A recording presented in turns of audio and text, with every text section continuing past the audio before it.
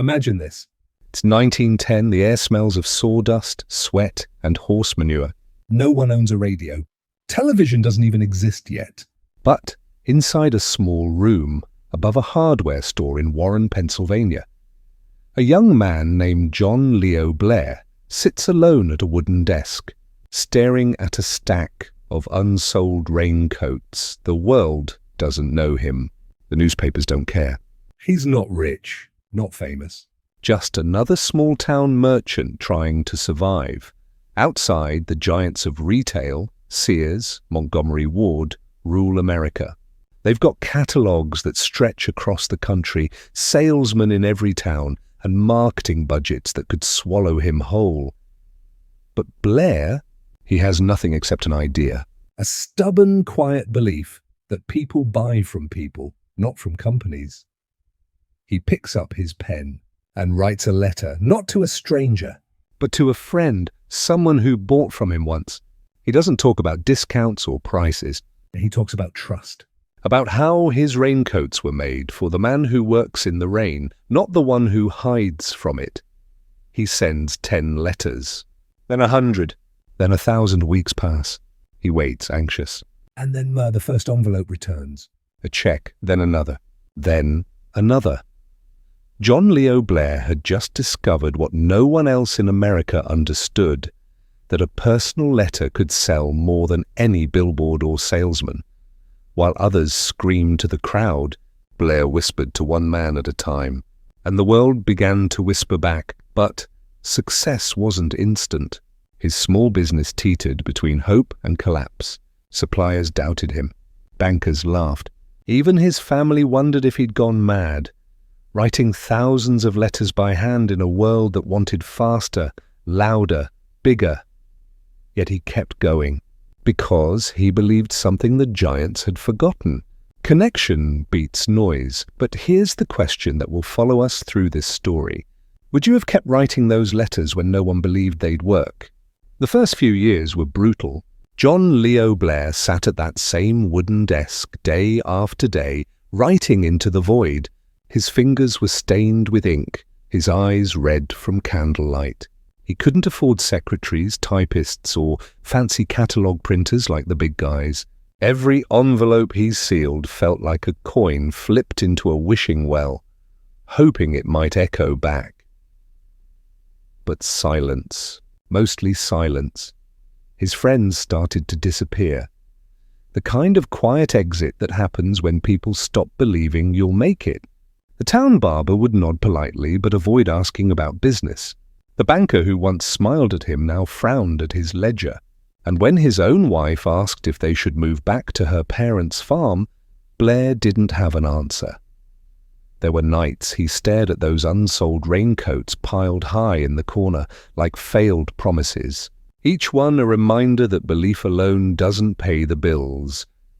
And yet, in that silence, something inside him hardened. A discipline. He began studying every word in his letters. He learned that one sentence could open a man's wallet or close his heart, so he tested. He sent 2 versions of the same letter, one kind, one bold, one to a farmer in Ohio, one to a clerk in Pittsburgh, and he watched the results like a scientist watches a flame. Slowly, he learned the rhythm of persuasion, the tone of trust, the heartbeat of a buyer he'd never met. One morning, months later, he opened the post office box, and it overflowed. Dozens of envelopes, then hundreds. Orders, checks, notes of gratitude. The silence had finally answered. He realized he wasn't just selling raincoats anymore. He was selling connection.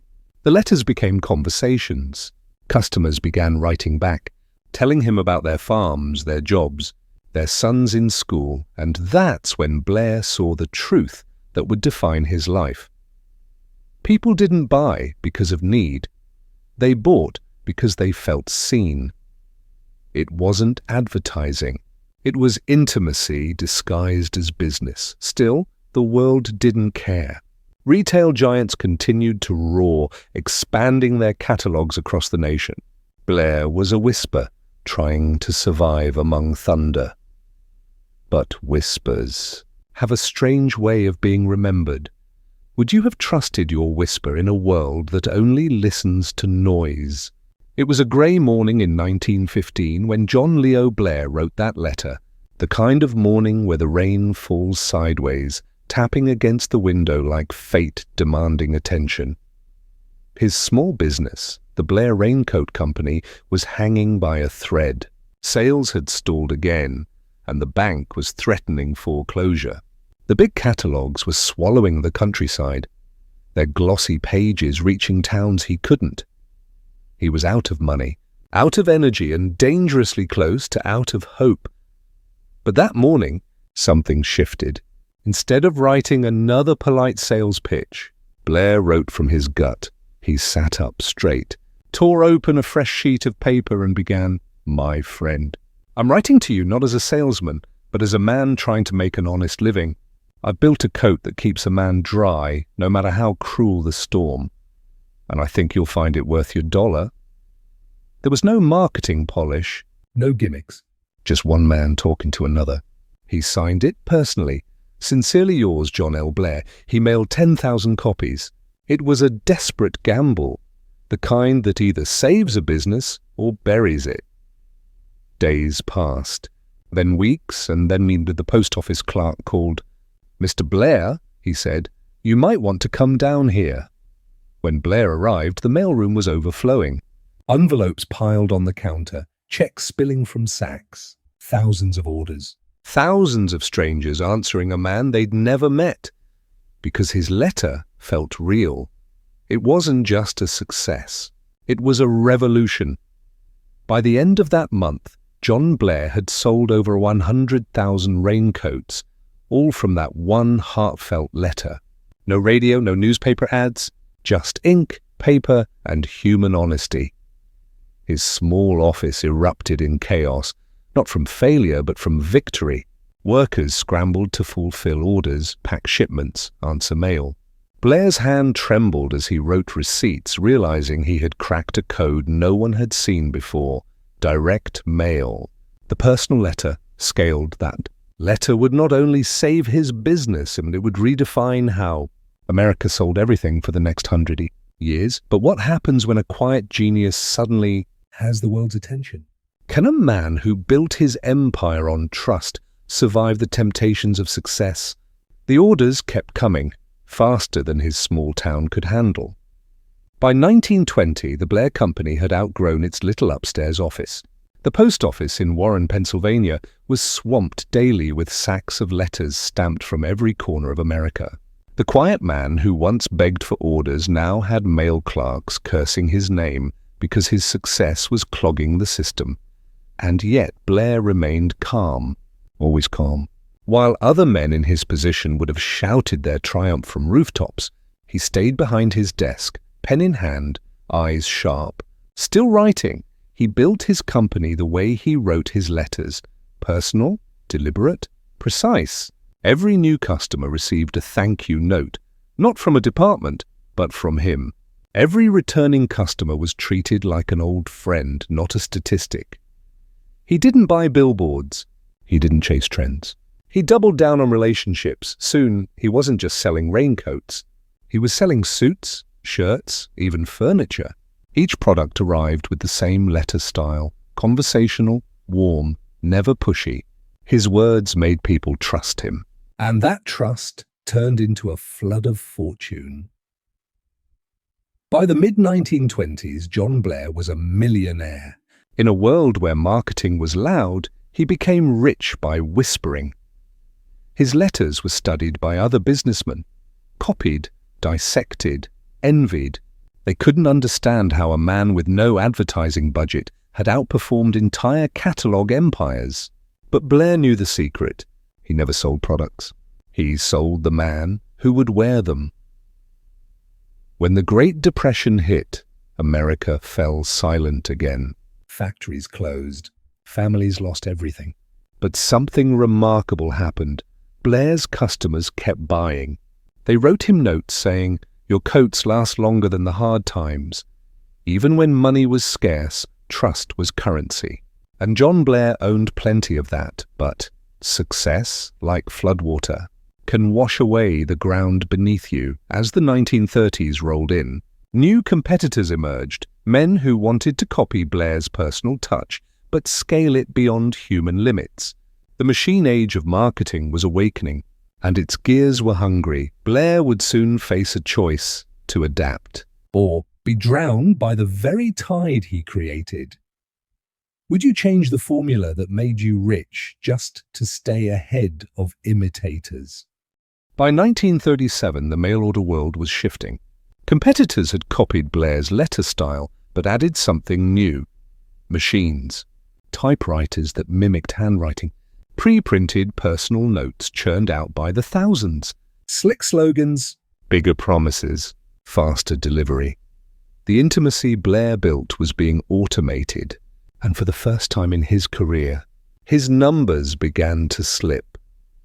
He sat in his office one evening, the same wooden desk he'd kept since that first rainy day in 1910, and looked at a mountain of letters that no longer felt alive. They were efficient, they were polished, but they had lost the soul. His accountants begged him to modernize. "Sir," one said nervously, "we can double profits if we replace your handwritten notes with printed ones." "No one will know the difference." Blair didn't answer. He just stared at the paper in his hand, the paper that had once carried his voice into a stranger's home. That night, he made a decision that shocked everyone. He would not automate. Instead, he'd take the opposite risk to bring the human element back stronger than ever.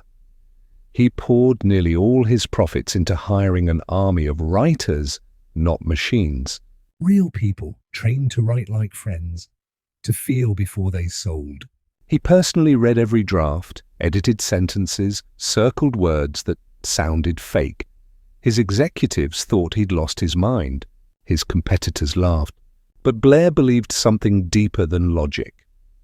"The moment you fake a relationship," he said, "you stop deserving the customer."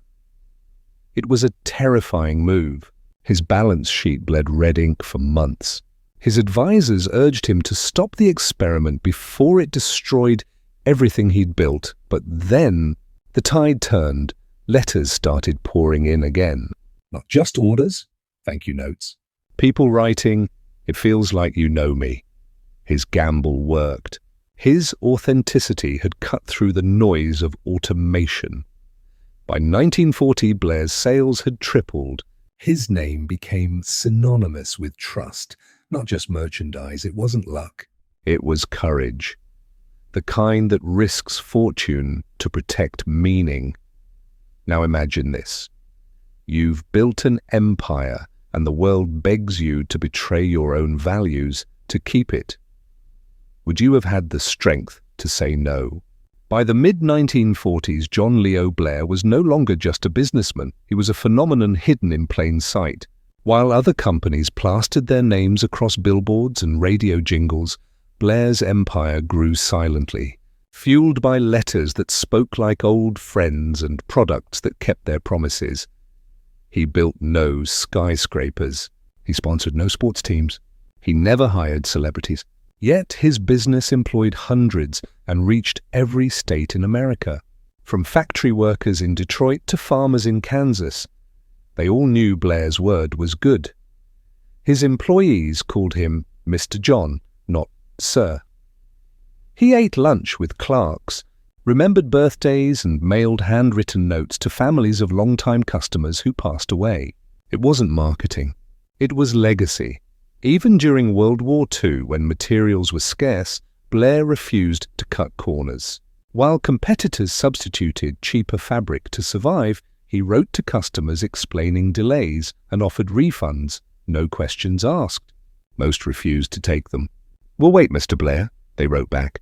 "You've never let us down."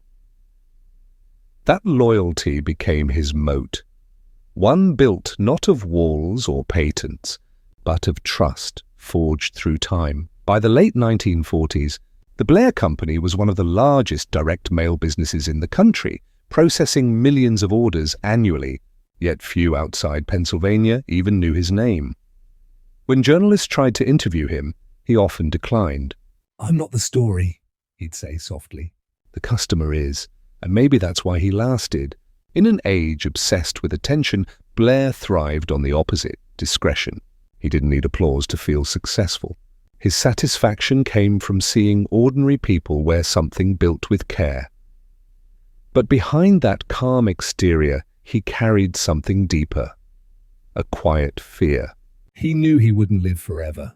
And the thought of his company losing its heart, its voice, terrified him. He began training the next generation, not in sales tactics, but in empathy, teaching them how to listen through the ink. Still, time was catching up. The man who once handwrote his way into history could feel his strength fading. The pen that built an empire was growing heavy. When the founder of a human business faces his own mortality, how do you make sure the soul survives the man? It was spring of 1951 when John Leo Blair wrote what would become his last company letter. The same pen, the same steady hand, always a little slower now but still deliberate. Outside, the streets of Warren were alive with post-war optimism. New cars, televisions flickering in living rooms, America roaring into a faster future. But inside Blair's office, time seemed to stand still. He sat there surrounded by letters, thousands of them, decades of correspondence from customers who had become more like family. He opened a few at random, smiling at notes from people he'd never met, but somehow knew. "Mr. Blair," one letter read, "I've bought coats from you for 20 years. My son wears one now.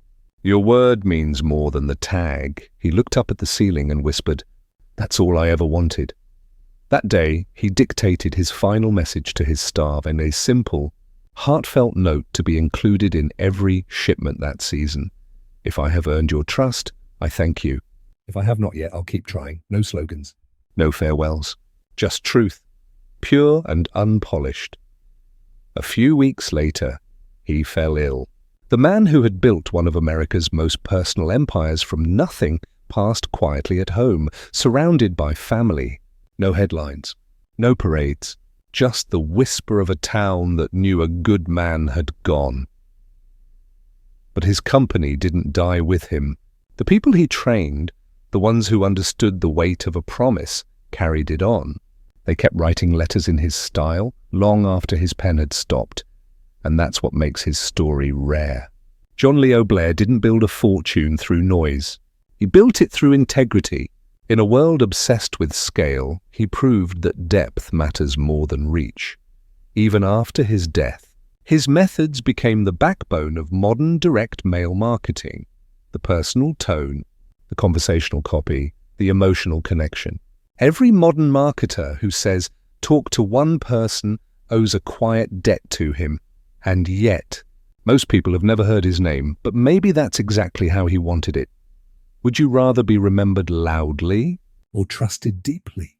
Today, Warren, Pennsylvania, is a quiet town, the kind of place you might drive through without ever realizing that from these streets once flowed an idea that changed American business forever.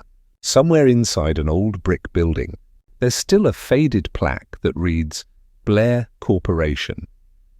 And though the world has long moved on to emails, ads, and algorithms, the spirit of one man's words still lingers there. Soft, steady, and honest, John Leo Blair proved something few entrepreneurs ever understand. You don't need the world's attention to change it. You just need one person's trust multiplied by time.